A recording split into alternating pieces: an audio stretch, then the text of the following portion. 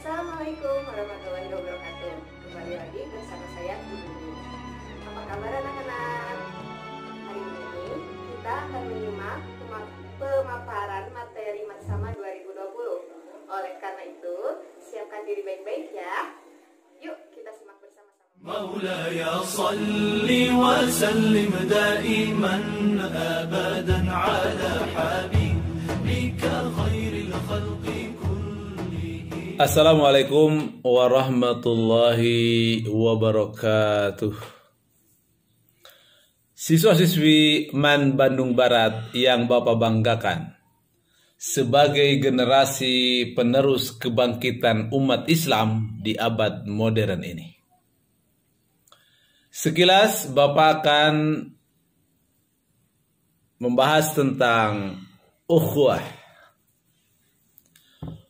Ukhuwah atau disebut dengan persaudaraan adalah bersatunya berbagai hati dan ruh yang disatukan dengan akidah atau keimanan. Akidah atau keimanan merupakan ikatan yang paling kokoh dan yang paling mahal dalam hidup kita. Karena tidak semua orang yang hidup memiliki keimanan kepada Allah. Ukhuwah karunia Allah Subhanahu wa Ta'ala yang diberikan kepada hambanya yang ikhlas, kepada hambanya yang bersih atau khalis, kepada hambanya yang bertakwa di antara wali Allah, di antara tentara-tentara Allah, di antara jundi-jundullah. Sebagaimana surat Al-Anfal ayat 62 dan ayat 63. Siswa-siswi yang Bapak banggakan, samratul ukhuwah, buah dari ukhuwah adalah menimbulkan perasaan empati, emosi yang tulus, kecintaan, dan saling kasih sayang, serta penghormatan dan saling percaya diri, saling percaya sesama muslim. Perasaan tersebut, perasaan dari ukhuwah itu akan menimbulkan sikap. Sikap yang tumbuh dari ukhuwah adalah adanya ta'awun atau tolong menolong. Ta'awanu 'alal birri wat taqwa. Saling tolong menolong dalam kebaikan dan nilai-nilai ketakwaan. Saling mengutamakan orang lain, itu sikap dari ukhuwah atau disebut dengan itsar. Saling mengasihi, saling memaafkan, saling toleransi, dan saling menanggung beban, dan saling mengokohkan di antara kaum muslimin. Tidak ada ukhuwah tanpa keimanan. Karena iman yang baik akan melahirkan ukhuwah. Sebagaimana Allah berfirman dalam surat Al-Hujurat ayat 10. Innamal mu'minuna ikhwan. Sesungguhnya seorang mukmin itu pasti dia bersaudara. Bahkan ukhuwah akan menurunkan cinta Allah, ya, cinta Allah dalam kehidupannya. Karena dari riwayat salah seorang hamba Allah mendatangi saudaranya, kemudian ditanya oleh malaikat yang menyerupai manusia, "Wahai hamba Allah, mau kemana Anda?" "Saya mau menemui saudara saya." "Apakah karena ada hajat atau keperluan? Misalkan pinjam uang atau ingin makan-makan?" "Oh tidak, saya mendatanginya karena cinta kepada Allah." Maka orang yang bertanya itu bilang kepada hamba Allah tadi, "Wahai hamba Allah, aku adalah malaikat utusan Allah.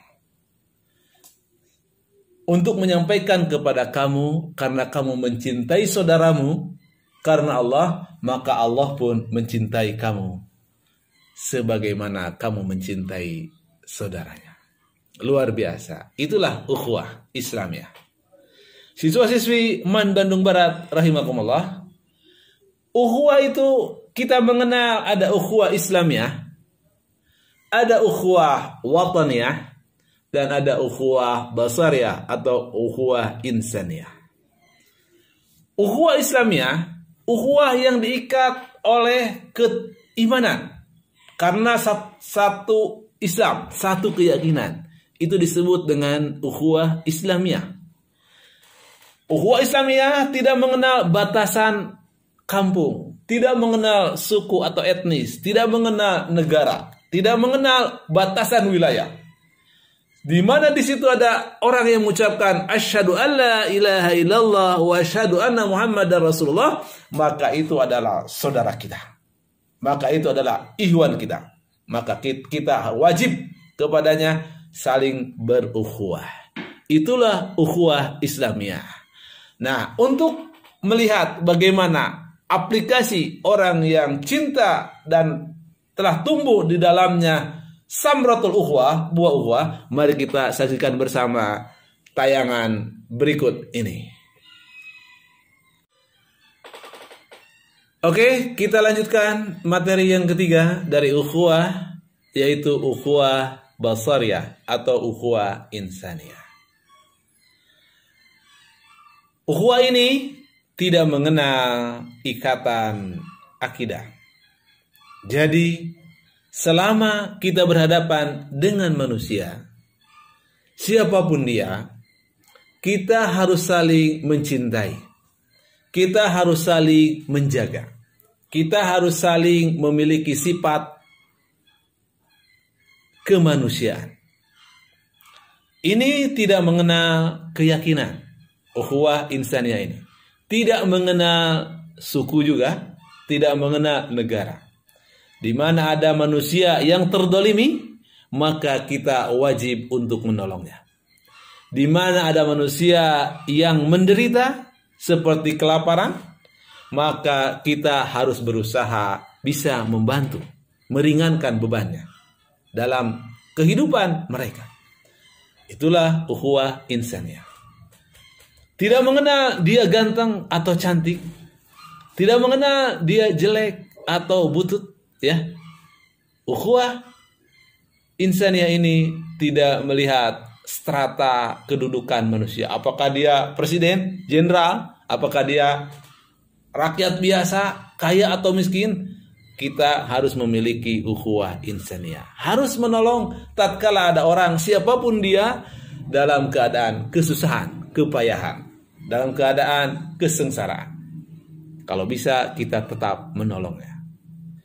Jangankan kepada manusia, kepada makhluk hidup lain pun kita harus punya rasa kasih sayang atau mencintai, rasa ukhuwah. Tidak boleh merusak tanaman, tidak boleh membunuh binatang yang sembarangan, ya, kecuali dia membahayakan. Kalaupun kita harus menyembelih misalkan binatang ternak, maka bacakan asma Allah. Ini adalah bentuk kasih sayang. Kalau kita mau menyembelihnya tadi, cari pisau yang sangat tajam supaya tidak menyakitinya. Nah, dengan binatang saja kita dianjurkan untuk punya nilai kemanusiaan, nilai keimanan, nilai tata krama, ya. Harus ada adabnya, apalagi kepada sesama manusia. Apa dia kafir ataupun bukan? Apakah dia blacks, hitam, hidung lesteng, ataupun bule? Tetap dia manusia, hargai kemanusiaannya, dan karena kita sama-sama manusia. Itulah ukhuwah insaniyah, di ikatan persaudaraan di antara sesama manusia. Apabila ada yang menderita, walaupun dia adalah orang kafir, maka kita wajib untuk membantu dan menolongnya. Itulah dalam bahasa kita sekarang dikenal dengan rasa kemanusiaan. Jadi luar biasa ukhuwah yang ditanamkan oleh agama kita. Luar biasa Allah membimbing kita supaya kita tetap memiliki rasa saling cinta dan mencintai sesama hamba Allah, sesama satu negara, dan sesama manusia. Ukhuwah Islamiyah. Demikian materi dari saya. Terima kasih. Jangan lupa ada pertanyaannya. Selamat mengkaji, mengeksplor, dan mencari contoh-contohnya tentang ukhuwah. Assalamualaikum warahmatullahi wabarakatuh.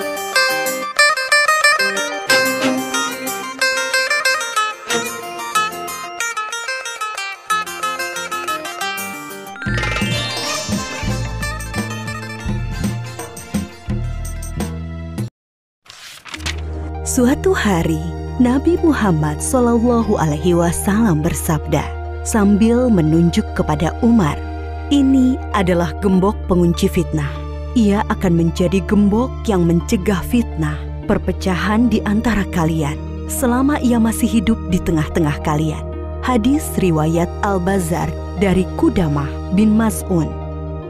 Ia biasa dipanggil Umar. Ayahnya bernama Al-Khattab. Lahir di Mekah 13 tahun setelah tahun gajah. Ia termasuk keluarga elit yang sangat dihormati di kalangan suku Quraisy. Awalnya, Umar termasuk orang yang paling memusuhi Islam. Namun setelah masuk Islam pada tahun ke-6 kenabian, ia menjadi salah satu yang paling membela kekuatan Islam. Dengan masuk Islamnya Umar bin Khattab, Allah telah menjawab doa yang telah dipanjatkan Rasulullah SAW 2 hari sebelumnya. Ya Allah, kuatkanlah Islam dengan Umar bin Khattab atau Amr bin Hisham, yakni Abu Jahal. Umar bin Khattab dikenal sebagai orang yang sangat pemberani demi kebenaran dan keyakinan. Ia mengikuti semua peperangan bersama Rasulullah SAW. Keberanian Umar tercermin ketika ia mengabarkan keislamannya kepada setiap tokoh Quraisy. Pada saat orang-orang sedang berkumpul di Hijr Ismail dekat Ka'bah, Umar mengabarkan keislamannya kepada mereka. Mereka spontan marah dan mengeroyok sambil memukuli Umar hingga terjadi keributan besar. Ketika Umar akan hijrah, ia membawa busur panah, kemudian pergi tawaf mengelilingi Ka'bah 7 kali. Lalu Umar dengan terang-terangan mendatangi kelompok-kelompok orang Quraisy seraya berkata, "Wahai wajah-wajah kusam, barang siapa ingin ibunya kehilangan anak, anaknya menjadi yatim, dan istrinya menjadi janda, temui aku di belakang lembah." Dan tak seorang pun berani mengikutinya. Umar bin Khattab juga dikenal sebagai orang yang sangat lembut hatinya, sangat berhati-hati dalam tindakannya. Abdullah bin Abbas menjawab pertanyaan tentang siapa Umar bin Khattab. Ia laksana burung yang terbang dengan sangat hati-hati. Ia selalu memandang bahwa seluruh jalan yang akan dilalui penuh dengan perangkap dan jebakan yang akan menjauhkannya dari Allah Subhanahu wa Ta'ala.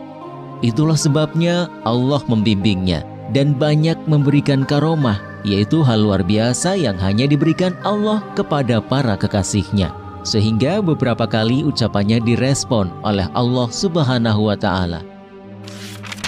Di antara karomah Umar bin Khattab yang diberikan oleh Allah Subhanahu wa Ta'ala kepadanya, yaitu pada suatu hari ia mengirimkan pasukan perang yang dipimpin oleh Sariyah. Setelah sekian lama pengiriman pasukan, ketika sedang menyampaikan khutbah Jumat di Masjid Nabawi di Madinah, tiba-tiba Umar berkata, "Hai Sariyah, ke gunung, ke gunung, ke gunung." Hadirin yang di dalam masjid pun saling berpandangan dan merasa heran. Berselang 1 bulan, datanglah seorang utusan Sariyah menyampaikan surat kepada Umar bin Khattab.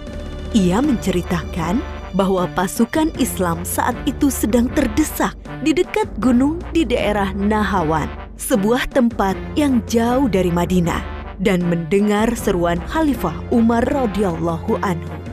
Lalu kami berlindung di gunung, dan Allah memenangkan kami atas musuh-musuh kami. Kisah karomah Umar bin Khattab yang lain adalah ketika Gubernur Mesir Amr bin Al-Ash mengirimkan surat kepadanya. Amr bin Al-As telah menghapus kebiasaan orang-orang Mesir yang mengorbankan seorang gadis untuk Sungai Nil. Namun belakangan hari setelah itu, air Sungai Nil mengering. Lalu Umar bin Khattab menjawab surat gubernur Mesir itu sambil melampirkan sebuah catatan kecil yang bertuliskan, "Dari hamba Allah, Amirul Mukminin Umar bin Khattab, amma ba'du. Hai Sungai Nil, jika engkau mengalir karena dirimu sendiri, maka janganlah engkau mengalir. Namun jika airmu dialirkan oleh Allah Subhanahu wa Ta'ala, maka mintalah kepada Allah yang Maha Kuasa untuk mengalirkan airmu kembali." Setelah Amr bin Al-Ash melemparkan catatan Umar tersebut ke dalam Sungai Nil, lalu Allah Subhanahu wa Ta'ala mengalirkan air Sungai Nil dengan sangat deras. Di kalangan para sahabat dan orang-orang dekatnya, Umar dikenal sebagai sosok pemimpin yang sangat sederhana dan sangat bersahaja. Hal itu tercermin dari pernyataannya ketika ia menolak pemberian para sahabat karibnya berupa budak perempuan untuk membantu tugas-tugas rumah tangganya. Umar berkata, "Tidak pantas Amirul Mukminin memiliki seorang budak perempuan. Itu tidak halal baginya. Sesungguhnya ia adalah harta milik Allah.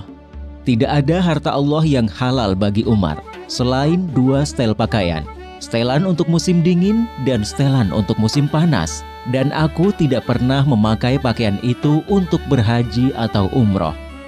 Adapun makananku dan keluargaku sama dengan makanan orang Quraisy, dari kelas yang tidak terlalu kaya dan tidak terlalu miskin. Selebihnya aku hanyalah seorang lelaki dari kaum muslimin." Umar mendidik keluarganya untuk bersahaja. Ketika ia datang ke rumah salah seorang anaknya yang bernama Ashim, Umar melihatnya sedang makan daging. Umar bertanya, "Apa ini? Aku ingin sekali makan dengan daging." Jawab Ashim, "Apakah setiap makanan yang kau inginkan akan kau makan?" Sergah Umar. Sungguh, seseorang dianggap sebagai pemboros jika ia selalu menuruti apa yang diinginkannya. Imbuh Umar. Bahkan Umar mengharuskan para pejabatnya untuk bersikap sederhana dan bersahaja.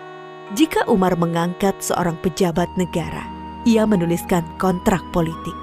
Isinya sang pejabat tidak boleh hidup di atas standar masyarakat umum, baik kendaraan, pakaian, maupun makanan. Umar memegang jabatan khalifah, yaitu pemimpin tertinggi umat Islam, berdasarkan wasiat dari Abu Bakar Asy-Siddiq pada tahun 13 Hijriah. Di masa pemerintahannya, Umar banyak menaklukkan kota-kota besar di beberapa negara di benua Asia dan Afrika, seperti kota Himsho, Aleppo, Antokia di Suriah, Basrah, dan Kufah di Irak, Tobariyah di Yordania, dan beberapa kota lainnya di Mesir, Libya, dan Maroko. Jasa-jasa Umar bin Khattab untuk kaum muslimin sangat banyak. Ia telah menetapkan dan menuliskan penanggalan Islam yang kita kenal sekarang dengan penanggalan Hijriah. Ia juga yang mendirikan Baitul Mal, yaitu lembaga tempat pengumpulan dana-dana kas negara. Umar membangun kota-kota besar seperti Kufah, Basrah, Jazirah, Syam, Mausil, dan mengangkat para hakim di sana, serta melengkapinya dengan kantor-kantor administrasi. Umar bin Khattab juga dikenal sebagai pribadi yang sangat adil dan teliti, sangat takut melakukan kezoliman sekecil apapun. Umar pernah mengatakan, "Sesungguhnya aku menempatkan diriku terhadap harta milik Allah, harta Baitul Mal, laksana posisi wali anak yatim terhadap harta anak yatim. Sejauh kemampuanku, aku akan menahan diri dari memakan harta milik Allah. Namun jika aku sangat membutuhkannya, aku akan memakannya dengan cara yang patut. Jika aku sudah mampu, aku akan bayarkan kembali apa yang aku makan itu." Bahkan ketika ia sakit dan hendak menyampaikan khutbahnya, para hadirin mengabarkan bahwa obat dari sakitnya itu adalah madu yang ada di Baitul Mal. Umar berkata, "Kalau kalian mengizinkanku untuk mengambilnya, akan aku ambil. Kalau tidak, maka kunyatakan benda itu haram untukku." Umar bin Khattab adalah pemimpin yang sangat sayang dan peduli dengan rakyat yang dipimpinnya. Seperti biasanya, Umar keluar malam untuk melihat keadaan rakyatnya. Di tengah perjalanan, ia mendengar suara seorang wanita yang melantunkan bait syair kerinduan kepada suaminya yang bertugas jihad di jalan Allah. Lalu ia bergegas pulang dan meminta pendapat putrinya, Hafsah. Seberapa lama seorang wanita sanggup menahan kerinduan terhadap suami? Setelah mendapat jawaban dari Hafsah, ia segera menulis surat kepada para panglima yang bertugas di medan perang untuk memulangkan para pasukan mujahidin ke rumahnya setelah bertugas selama 4 bulan. Umar bin Khattab meninggal pada tahun 23 Hijriah. Ketika hendak memimpin sholat subuh, ia ditikam oleh seorang budak Majusi dari Persia yang merasa diperlakukan tidak adil dan dendam dengan Umar. Ia bernama Abu Lu'lu'ah. Menjelang ajalnya tiba, Umar berkata, "Ketahuilah, sesungguhnya aku ingin keluar dari dunia ini dengan timbangan yang seimbang. Tidak terlalu memberatkanku dan juga tidak terlalu meringankanku." Ia melanjutkan, "Andaikan aku memiliki emas sebesar bumi, niscaya akan kupakai sebagai tebusan kengerian perjalanan yang akan kuhadapi. Adapun persoalan khalifah, kuperintahkan agar dimusyawarahkan oleh Utsman bin Affan, Ali bin Abi Thalib, Zubair bin Awam, Abdurrahman bin Auf, Sa'ad bin Abi Waqqas, dan Tolhah bin Ubaidillah." yang akhirnya mengerucut kepada terpilihnya Utsman bin Affan. Umar juga memerintahkan putranya yang bernama Abdullah untuk memeriksa hutang-hutangnya dan berpesan, "Kalau kekayaan harta keluarga Umar cukup untuk membayarnya, maka bayarlah dari harta mereka. Namun, jika tidak mencukupi, maka mintalah dari Bani Adi. Kalau masih tidak mencukupi, maka mintalah dari orang-orang Quraisy." Umar berpesan, "Pergilah menemui Ummul Mukminin Aisyah dan katakan bahwa Umar meminta izin untuk dikebumikan bersama 2 sahabatnya." Abdullah pun pergi menemui Aisyah dan mengulangi kata-kata ayahnya. Aisyah menjawab, "Tadinya aku menginginkan tempat itu untuk diriku sendiri, tapi kini aku lebih mementingkan ia daripada diriku." Dan akhirnya Umar bin Khattab dimakamkan di samping makam 2 sahabatnya, yaitu Muhammad Rasulullah Shallallahu Alaihi Wasallam dan Abu Bakar As-Siddiq radhiyallahu anhu. Dari sosok Umar bin Khattab, kita bisa banyak bercermin dan belajar tentang kepemimpinan hebat yang sangat mengagumkan. Setiap orang hendaklah berusaha membiasakan hidup sederhana, termasuk pemimpin, meskipun ia mendapatkan banyak fasilitas dari posisi dan jabatannya. Alangkah mulia seseorang yang memiliki sifat peduli dan kasih sayang kepada sesama makhluk Allah, termasuk kepada hewan. Begitulah Islam mengajarkan seorang pemimpin yang tegas dan kuat, namun memiliki sifat sayang dan peduli, akan terhindar dari sifat aniaya. Kemuliaan hidup tidak selalu hadir dari kedudukan seseorang, tidak pula ketenarannya.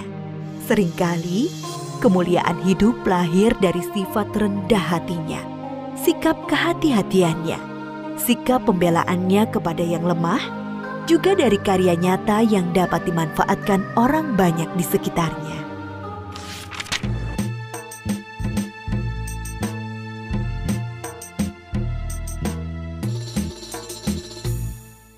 Siswa-siswa Manu Barat, itu tadi film tentang kisah animasi tentang Umar bin Khattab. bagaimana luar biasa seorang hamba Allah. Padahal Umar bin Khattab kita mengenal dulu dia adalah preman. Dulu dia adalah jago gulat, ya, luar biasa gulatnya. Ditakutin karena dia preman di Arab. Tetapi setelah dia terikat dengan keimanan, dengan akidah Islamnya, setelah dia masuk Islam, maka dia melahirkan kebaikan-kebaikan, melahirkan kejayaan-kejayaan kepada umat Islam di seluruh dunia. Sampai kita mengenangnya di hari ini, padahal sudah lebih dari 1400 tahun yang lalu. Itulah samratul ukhuwah Islamiyah yang digambarkan oleh salah seorang sosok yang mulia, yaitu Sayyidina Umar bin Khattab. Bagaimana nih materinya? Meskipun materinya banyak, Ibu berharap kalian masih tetap bisa fokus dan semangat ya. Jangan lupa ikuti sesi tanya jawab bersama wali kelas dan menjawab pertanyaan di lembar penugasan yang sudah diberikan.